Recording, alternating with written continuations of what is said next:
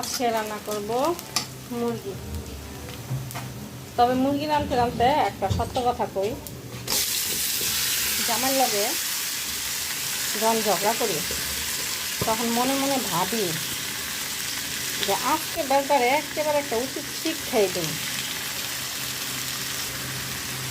বেড়ায় জানি সারা জীবন আর আমার লোকের ঝগড়ার নাম না ঝগড়ার কথা মনেও না। আমি বেড়াতে সব শেষ করো না কষ্ট যে আমার খারাপ ও মা, সারাদিন দেখি রান্দি বাড়ি খুব আরামেই থাকে, যখনই সন্ধ্যা দেওয়া যায় কি রে বেড়ায় সারাদিন ফোন দিল না, কে বেড়ায় কী করলো, তেল লেগে ফোন দিল না। বেড়ারে শিক্ষা দিবা যায় দেখে আমি নিজেরই শিক্ষা হয়ে যায়। এই হলুদ মরিচ দা তরকারি যেমন কষাইতে থাকি, এরকম মনে আমার শরীরের ভিতরে খালি কষাইতেই থাকে, মাথার ভিতরে খালি ঘুরতেই থাকে। ও মা, দেখি কতক্ষণ পরে নিঃশ্বাস কেমন বন্ধ বন্ধ হয়ে আসে।